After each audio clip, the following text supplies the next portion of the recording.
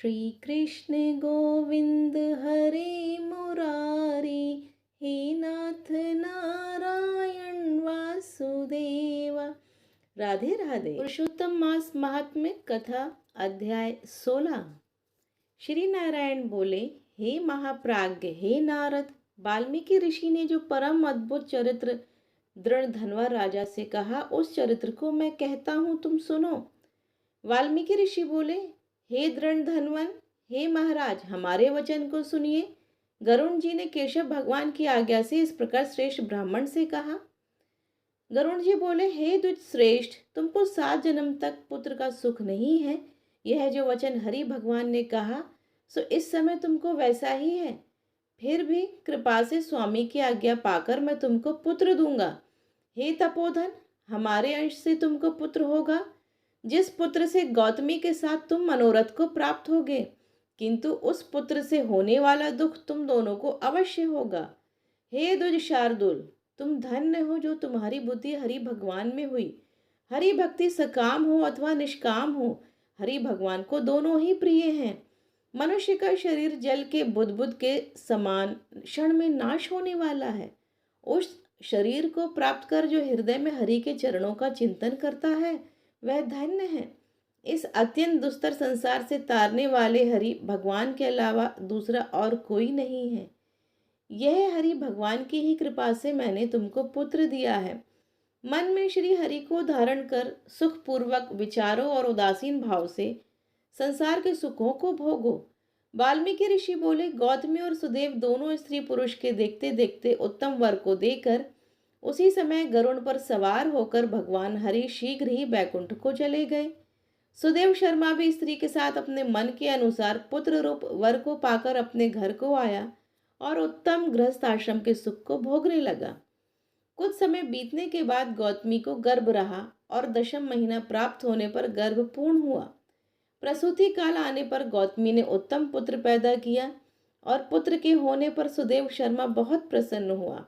श्रेष्ठ ब्राह्मणों को बुलाकर जात कर्म संस्कार किया और अच्छी तरह स्नान कर ब्राह्मण श्रेष्ठ सुदेव शर्मा ने उन ब्राह्मणों को बहुत दान दिया। ब्राह्मण और स्वजनों के साथ बुद्धिमान सुदेव शर्मा ने नामकरण संस्कार किया। कृपालु गरुण जी ने प्रेम से यह पुत्र हुआ था। शरतकालीन चंद्रमा के समान उदय को प्राप्त तेजस्वी यह शुक के सदृश है, इसलिए मेरा यह प्रिय पुत्र शुकदेव नाम वाला हो।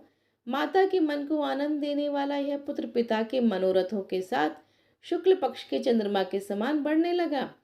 पिता ने हर्ष के साथ उपनयन संस्कार कर गायत्री मंत्र का उपदेश दिया। बाद में वह बालक वेदारंभ संस्कार को प्राप्त कर ब्रह्मचर्य व्रत में स्थित हुआ। उस ब्रह्मचर्य के तेज से युक्त बालक साक्षात दूसरे सूर्य के समान शोभित हुआ। बुद्धि सागर उस बालक ने वेद का अध्ययन प्रारंभ किया। उस गुरु वत्सल बालक ने सद्बुद्धि से अपने गुरु को प्रसन्न किया और गुरु के एक बार कहने मात्र से समस्त विद्या को प्राप्त किया। वाल्मीकि ऋषि बोले, एक समय कोटि सूर्य के समान प्रभाव वाले देवल ऋषि आए। उनको देखकर हर्ष से सुदेव शर्मा ने दंडवत प्रणाम किया। अर्ध पाद्य आदि से विधि पूर्वक उन देवल मुनि की पूजा की और महात्मा देवल के लिए आसन दिया। अति तेजस्वी देवदर्शन देवल ऋषि उस आसन पर बैठ गए। बाद में अपने चरणों पर बालक को गिरे हुए देखकर देवल ऋषि बोले, देवल मुनि बोले, अहो हे सुदेव, तुम धन्य हो। तुम्हारे ऊपर भगवान प्रसन्न हुए क्योंकि तुमने दुर्लभ सुंदर श्रेष्ठ पुत्र को प्राप्त किया है। ऐसे विनीत बुद्धिमान बोलने में चतुर वेद पाठी और शीलवान पुत्र कहीं भी किसी के नहीं देखा। हे पुत्र, यहाँ आओ, तुम्हारे हाथ में कौतुक क्या देखता हूँ। सुंदर छत्र, 2 चामर, यव रेखा के साथ कमल, जानू तक लटकने वाले हाथी के सूंड के समान ये तुम्हारे हाथ, कान तक फैले हुए विशाल लाल नेत्र, शरीर गोल आकार का त्रिवली से युक्त पेट है। इस प्रकार उस बालक के विषय में कहकर उस ब्राह्मण को उत्कंठित देख देवल ऋषि फिर बोले, अहो हे सुदेव, यह तुम्हारा लड़का गुणों का समुद्र है। कंधा और कोक का संधि स्थान गूढ़ है। शंख के समान उतार चढ़ाव युक्त गला वाला, चिक्कड़ टेढ़े सिर के बाल वाला, ऊंची छाती, लंबी गर्दन, बराबर कान, बैल के समान कंधा, इस तरह समस्त लक्षणों से युक्त यह पुत्र श्रेष्ठ भाग्य का निधि है। एक ही बहुत बड़ा दोष है जिससे यह सब व्यर्थ हो गया।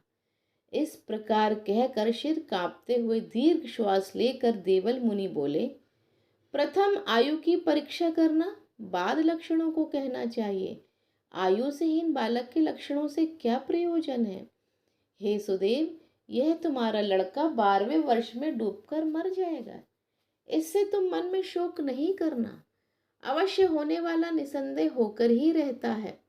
मरणासन को औषध देने के समान उसकी कोई प्रतिक्रिया नहीं है। वाल्मीकि मुनि बोले, देवल मुनि इस प्रकार कहकर ब्रह्मलोक को चले गए और गौतमी के साथ सुदेव ब्राह्मण पृथ्वी पर गिर गया। पृथ्वी पर पड़ा हुआ देवल ऋषि के कहे हुए वचनों को स्मरण कर चिरकाल तक विलाप करने लगा। बाद उसकी स्त्री गौतमी धैर्य धारण करती हुई पुत्र को अपनी गोद में लेकर प्रथम प्रेम से पुत्र का मुख चुंबन करने के बाद पति से बोली। गौतमी बोली, हे द्विजराज, होने वाली वस्तु में भय नहीं करना चाहिए। जो नहीं होने वाला है वह कभी नहीं होगा, और जो होने वाला है वह होकर रहेगा। क्या राजा नल, रामचंद्र और युधिष्ठिर को दुख प्राप्त नहीं हुए? राजा बलि भी बंधन को प्राप्त हुआ, यादव नाश को प्राप्त हुए, हिरण्याक्ष कठिन वध को प्राप्त हुआ, वृत्रासुर भी मृत्यु को प्राप्त हुआ, सहस्रार्जुन का सिर काटा गया, रावण के भी उसी तरह सिर काटे गए। हे मुने, भगवान रामचंद्र भी वन में जानकी के विरह को प्राप्त हुए। राजऋषि परीक्षित भी ब्राह्मण से मृत्यु को प्राप्त हुए। हे मुनीश्वरे, इस प्रकार जो होने वाला है वह अवश्य होता है। इसलिए हे नाथ, उठिए और सनातन हरि भगवान का भजन करिए, जो समस्त जीवों के रक्षक हैं और मोक्ष पद को देने वाले हैं। वाल्मीकि ऋषि बोले, इस प्रकार सुदेव शर्मा ने अपनी स्त्री गौतमी के वचन को सुनकर स्वस्थ हो रहे हृदय में हरि भगवान के चरणों का ध्यान कर पुत्र से होने वाले शोक को त्याग दिया।